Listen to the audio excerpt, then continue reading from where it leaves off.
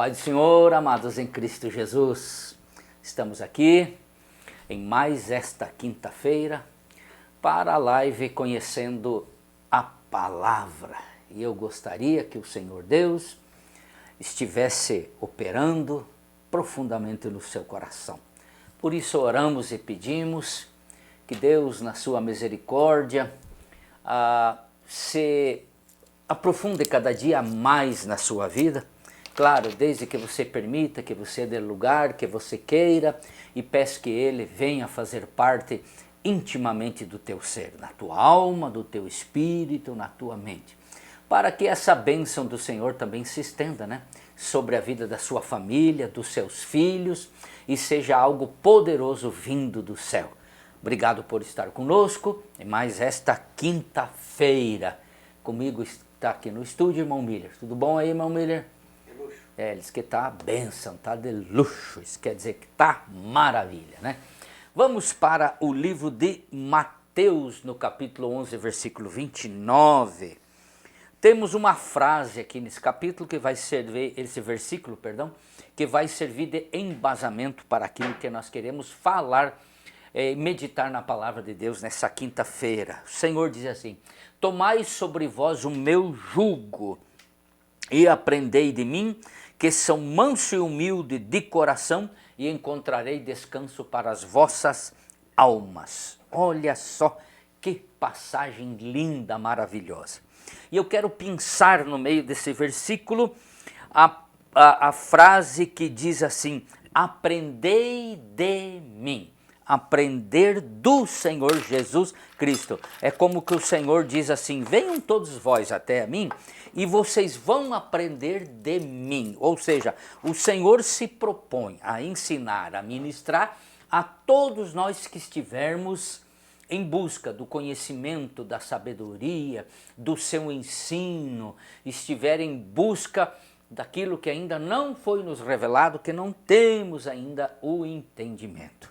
E é a partir deste versículo que eu quero, tomando por base, aquela frase, aprender com o mestre, É esse o embasamento diz que vamos falar, Aprender com o mestre, sabe?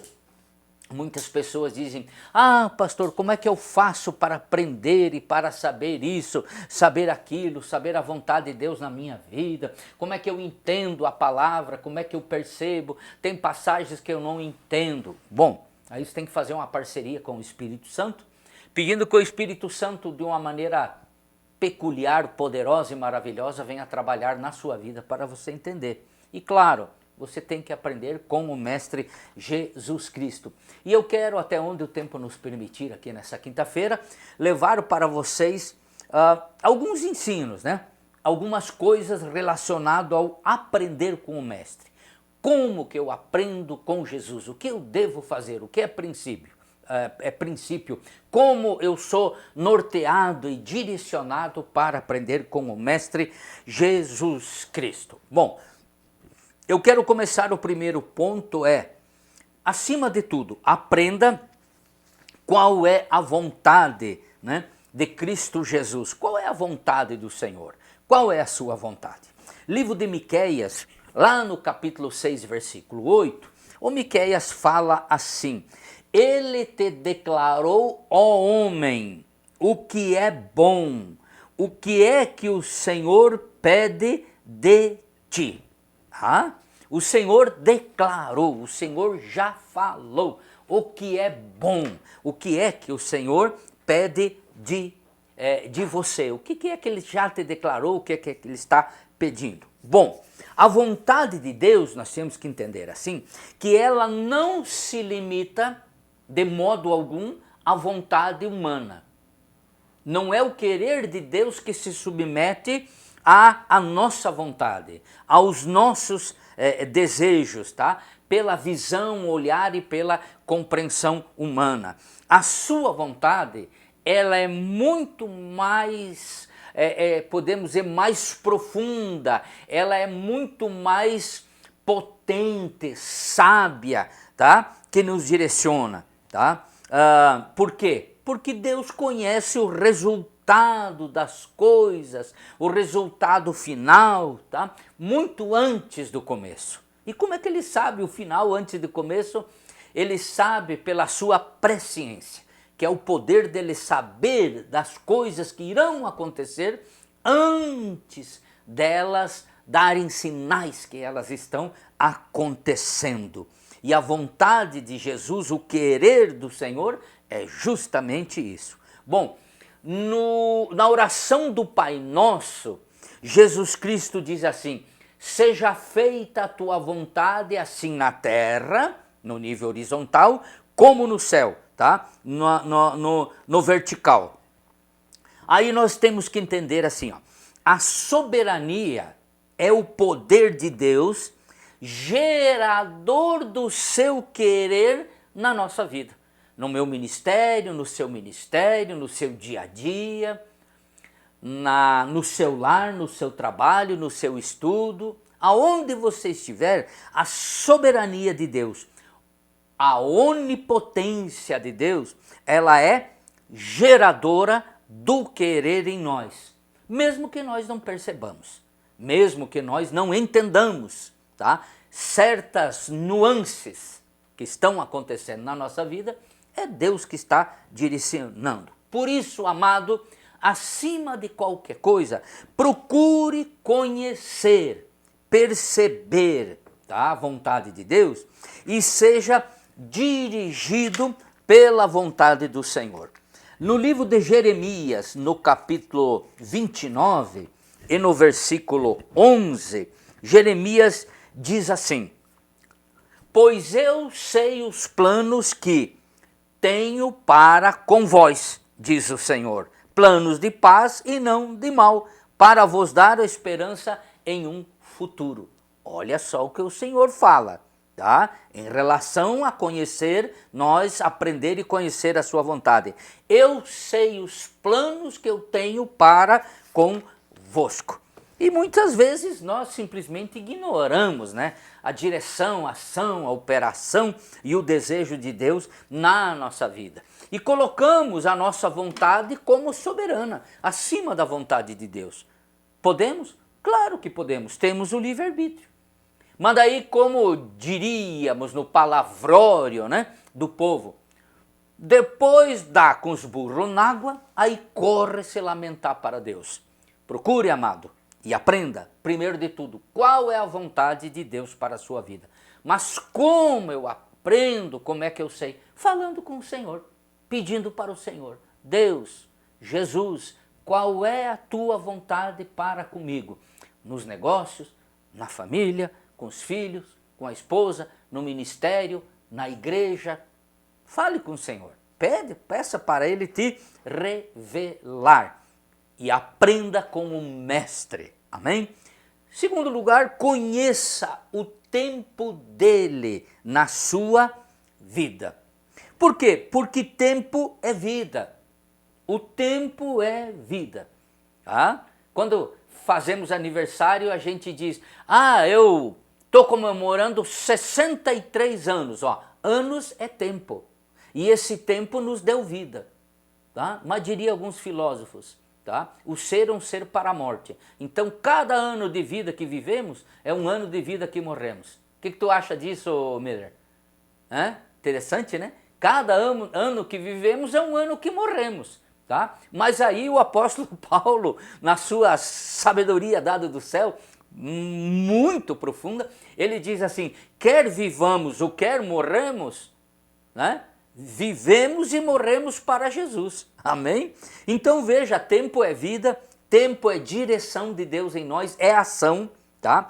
É realização, porque dentro do tempo nós realizamos o querer e a vontade de Deus, é acontecimentos e é movimento. Olha só, é movimento, tá? Ou seja, a matéria, o existir também do mundo espiritual, ela se move dentro do tempo, dentro do espaço. E Eclesiastes capítulo 3, versículo 1, ele diz que para todas as coisas há um tempo pré-determinado. Há tempo de plantar, há tempo de arrancar, há tempo de se alegrar, há tempo de chorar, há tempo de abraçar, há tempo de se distanciar, não é? Há tempo para várias coisas que ele se refere. Ou seja, Deus é quem determinou, tá, dias, tempos, estações, e que faz as coisas se realizarem na sua direção em nossa vida. É Deus que toma o tempo e opera na nossa vida, desde que nós deixemos que Ele trabalhe em nós o seu tempo. Às vezes a gente diz, mas Deus está demorando, Deus está muito lerdo. Não, você que está querendo apressar a Deus. Ele nunca está atrasado, tenha isso em mente. Ele nunca está atrasado e Deus também nunca está apressado. E o seu tempo é perfeito. Amém? O tempo de Deus é perfeito em nossa vida, na vida da igreja. Tá? Tendo se completado os tempos, a Bíblia diz que Deus mandou Jesus Cristo, nascido de mulher, segundo a carne, e ele veio para ser o Salvador. Né? Lá no Egito, 400 anos, 430 anos, clamando por libertação. Quando Deus fez a obra, fez uma obra tremenda, que Deus sempre faz, acima daquilo que nós pedimos, pensamos ou que nós imaginamos. Amém? Ou seja, nós podemos observar que Deus opera no seu tempo e que Ele nos surpreende. Você veja bem, o tempo de Deus na pessoa de Davi. Davi lá, depreciado por seus irmãos, tá?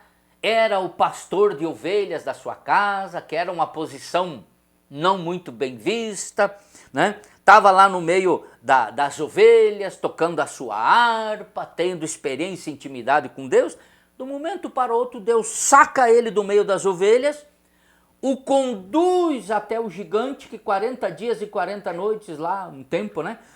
Estava falando asneiras para o povo de Deus, para o exército lá de Deus, e Deus usa ele como instrumento de justiça a favor do seu povo. Olha só, livro de Samuel, vamos achar o livro de Samuel aqui no Velho Testamento, lá no capítulo, vejamos, 17, tá? 1 Samuel, no capítulo 17 e no versículo 16, tá? Durante 40 dias apresentou-se o filisteu perante a tarde e a manhã, seja o que? Desfazendo o povo de Deus.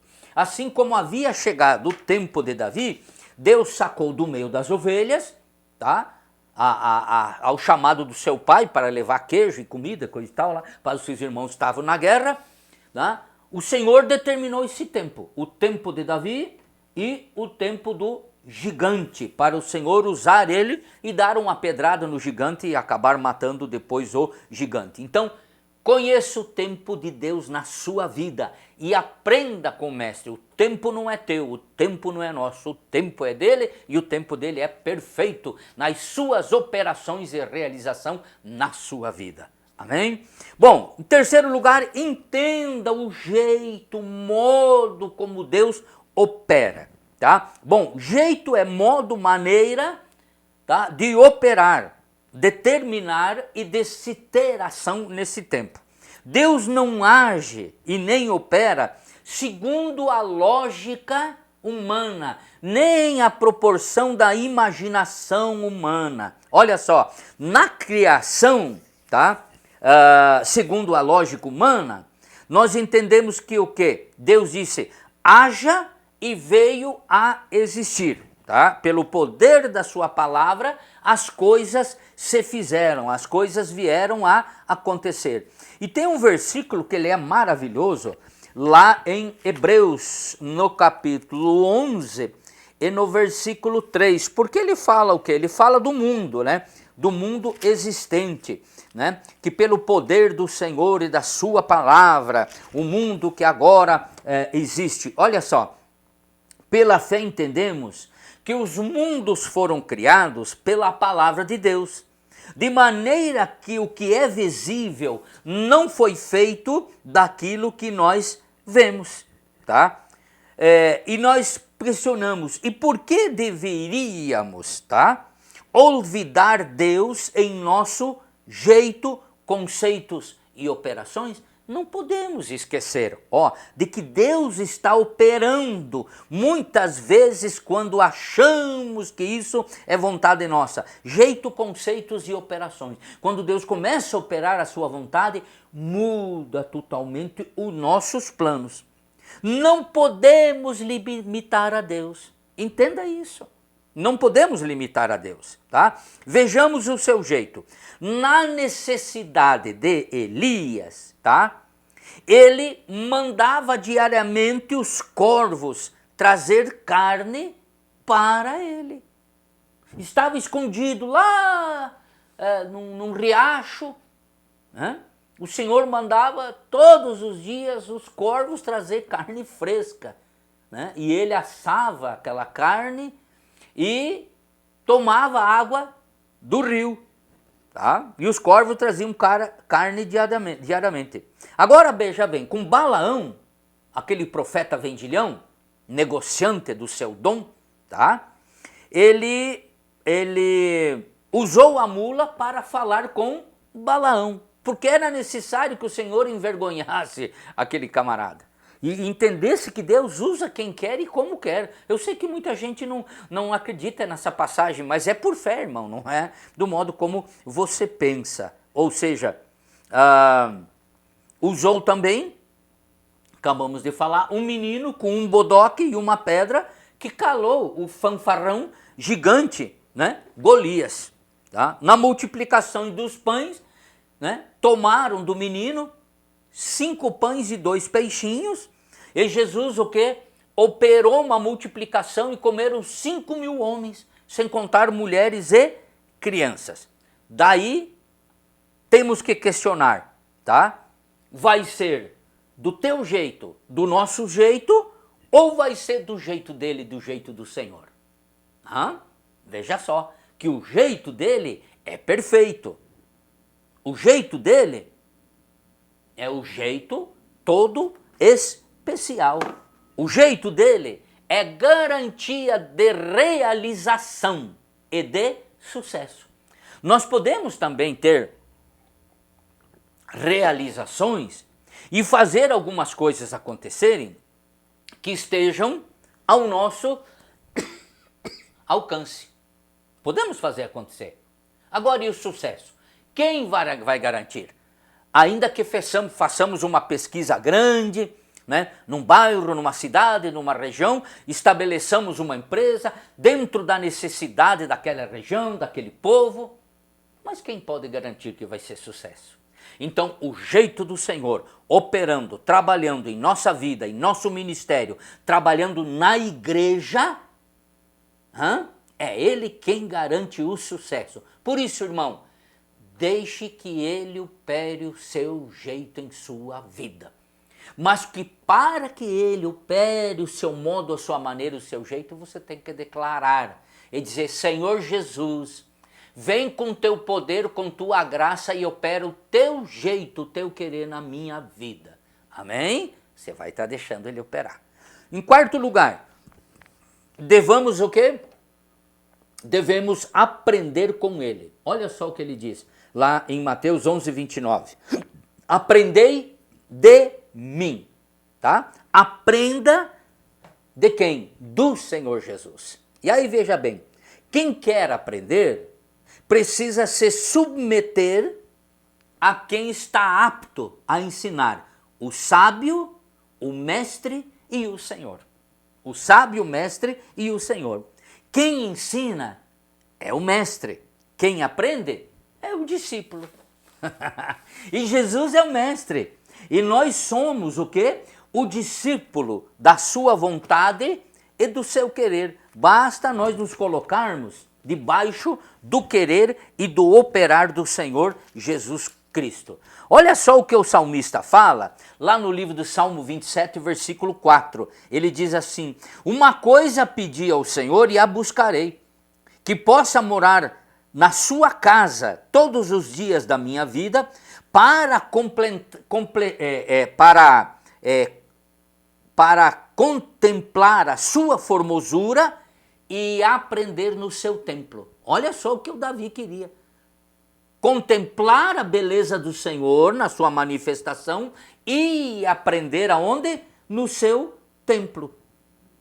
Aprender no templo do Senhor, ouvindo o Senhor falar, é o que mais nós devemos desejar e é o que mais nós devemos de querer. Lucas capítulo 22 e no versículo 53, nós temos a narrativa de Lucas que diz assim: Jesus diz, eu estava todos os dias convosco no templo, claro, ensinando, ministrando, e não estendesses as mãos contra mim, porém agora a vossa hora é a hora das trevas.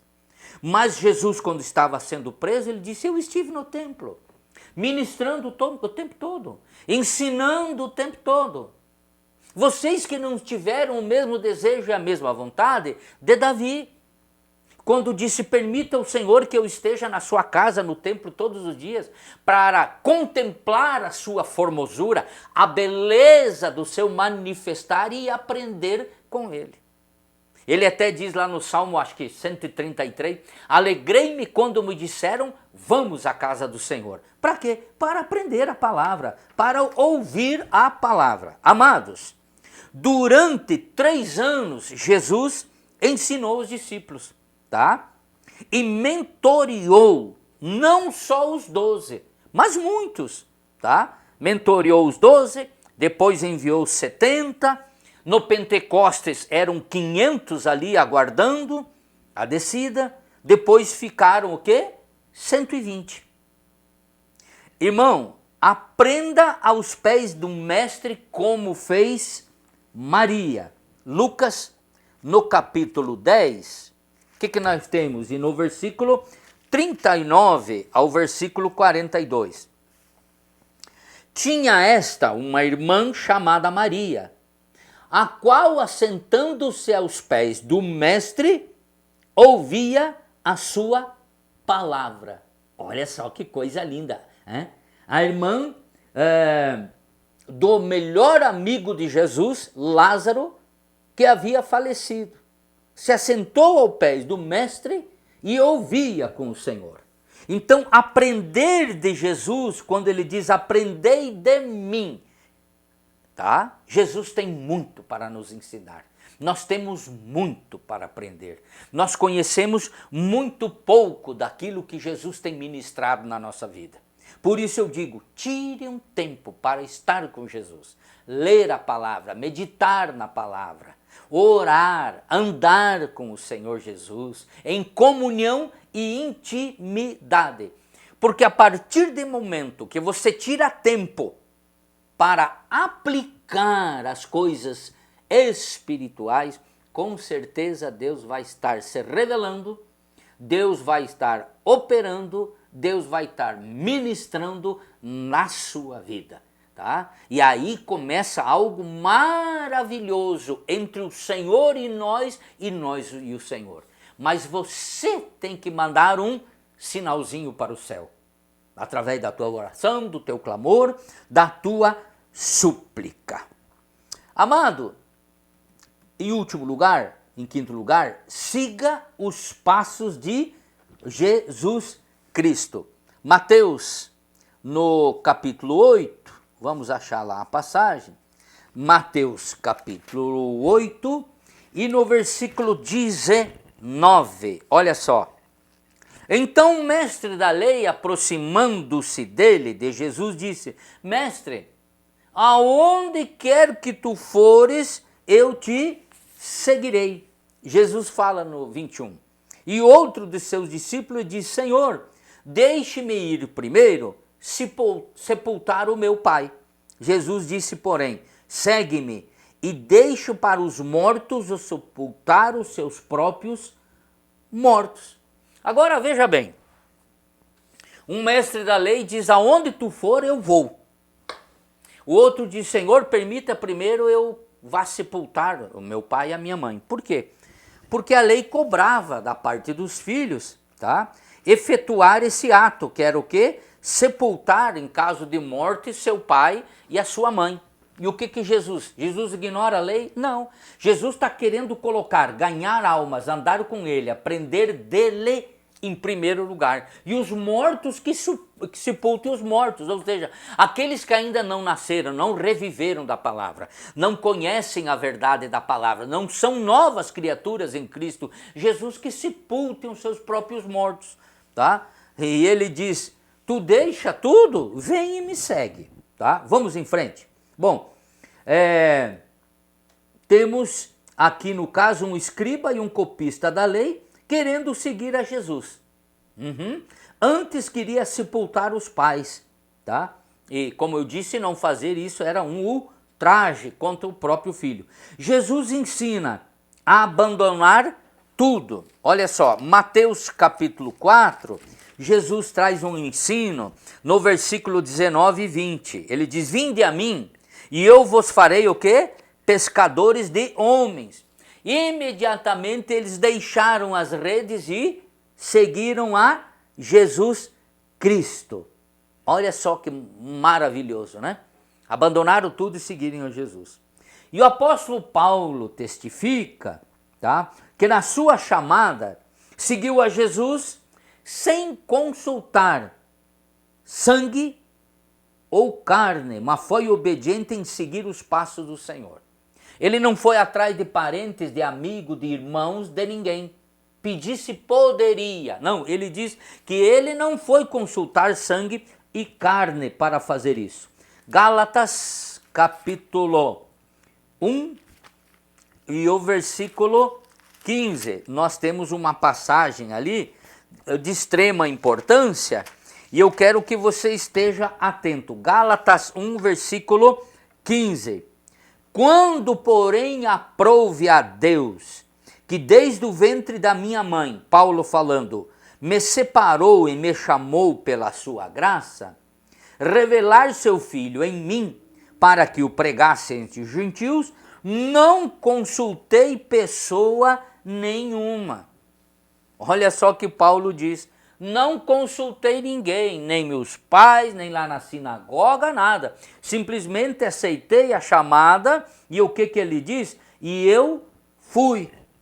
Olha só o Salmo 17, versículo 5. Vamos ler? Salmo 17, versículo 5. O salmista escreve o seguinte, dirijo meus passos nos seus caminhos, para que meus pés não vacilem. Siga os passos do Senhor e Ele vai fortalecer e firmar os teus pés para que não vacile. E vacilar aqui tem que ver em relação à vossa fé. Muitos começam bem, correndo, e depois no meio do caminho acabam abandonando, deixando tudo. Por quê? Porque já para alguns, passar dos anos, não é mais tão atrativo assim seguir a Jesus, tá? Não é tão legal, tão bacana, parece que alguma coisa não é como era no princípio. Sabe por que isso? Porque você está esfriando na fé, tu está perdendo o amor, a palavra deixou de ser significativa na tua alma, no teu espírito, e o mundo está te puxando, está querendo te sugar. E no Salmo 37, 23 diz assim, os passos do homem bom são confirmados pelo Senhor, e ele se deleita no seu caminho. Olha só, os passos do homem bom Jesus confirma. E esse homem que anda no caminho do Senhor, ele sente alegria, ele se deleita. Amado, seguir a Jesus é o quê? Privilégio. É privilégio seguir a Jesus. É privilégio ir após o mestre, tá? Mas requer vencer o quê? Empecilhos. Para o moço o empecilho era a sua família. E Jesus diz, quem não deixa pai e mãe, marido, mulher, esposa e filho, e não vem após mim, não é digno do céu. Isso não quer dizer que tu vai abandonar eles, não. Tu vai ficar junto deles. Tu só não vai seguir pelo mesmo caminho que eles estão. Seja sal da terra e luz do mundo lá dentro do seu lar, mesmo em contradição, no meio da sua família que não te aceita, tá? Com ele e nos passos de Jesus, a garantia de uma o quê? Vereda certa, de uma vereda correta, que nos leva para o reino dos céus. Por isso, amado, aprenda com Jesus. Amém? Aprenda a vontade do Mestre em primeiro lugar. Segundo, conheça o tempo de realização das coisas dele na sua vida. Quem sabe você tem uma chamada e alguém está dizendo para você, não, é muito velho, já passou o tempo. Tá? Se tivesse uma chamada verdadeira, Deus teria chamado e já estaria fazendo a obra. Amado, entenda isso, Deus opera, olha só, Deus opera indiferente de tempo, lugar e idade. Os empecilhos quem coloca somos nós, ou por mensagens que vêm das trevas. Tá? Em terceiro lugar, entenda e compreenda o jeito dele, o agir, o modo como ele quer operar na sua vida. Em quarto, aprenda com ele. Tire tempo para se assentar com o Senhor e aprender do Senhor. Em último lugar, siga os passos do Senhor Jesus, como fizeram os discípulos quando Jesus chamou os primeiros. Tá? Pedro, Tiago e João, vinde após mim e vos fareis o quê? Pescadores de homem. Amém? É tempo, é hora de nós aprender com o Senhor. Se até hoje você está em dúvida de qual é o seu ministério, o que você deve fazer, para onde você deve correr, tá? Pare e fale com o Senhor. E busque aprender dele na sua palavra. Peça para ele te abrir os olhos espirituais, te dar compreensão divina e que ele fale contigo. Porque, irmão, o Senhor continua ainda falando, curando, libertando e operando em vidas oprimidas, tirando lá do charco de lodo, do tremedal de pecado e colocando os seus pés sobre a rocha firme que é o próprio Cristo, um novo cântico na boca e uma alegria no coração em aprender do Mestre. Amém? Quero orar por você nesse momento, porque já chegou ao fim o nosso tempo, e eu espero que Deus edifique vocês através dessa palavra. Pai amado, abençoa teu filho, a tua filha, que através das redes sociais, Senhor, ou ao vivo, está acompanhando nós. Ministra do céu a bênção, desperta o coração do teu filho e da tua filha, para aprender aquilo, Senhor, que ele deve conhecer e saber, para andar, Senhor, intimamente contigo. Senhor, quebra as amarras da mente, da alma e do espírito que o inimigo tem procurado atar, Senhor, com cordas do mundo, Senhor, da carnalidade, e traz a compreensão e seja tu o mestre. Oramos em nome de Jesus. Obrigado por ter ficado conosco até o presente momento. Sexta-feira está chegando aí, sábado, domingo. Amém? E aqui na Renovar nós temos 5 cultos durante o dia. 8 da manhã, 10 da manhã, 3 da tarde, né? 17 e 19 e 30. Ah, e também lembrando você, todas as terças-feiras aqui na Renovar em Cristo, nós temos um culto chamado Nas Mãos de Deus. Ele começa às 19h30 às 20h30. É joguinho rápido, tá? Aqui o Senhor vai estar abençoando você. Venha, você que tem problemas em qual seja a área da sua vida. A palavra de Deus nos fala, porão a mão sobre os enfermos e eles ficarão curados. Tu viu? É Bíblia, promessa. Porão a mão sobre os enfermos e eles ficarão curados. E nós vamos fazer conforme diz a palavra. Estaremos orando, Deus estará abençoando e curando a sua vida. Um beijão no seu coração, até a próxima quinta-feira, fique na paz do Senhor Jesus.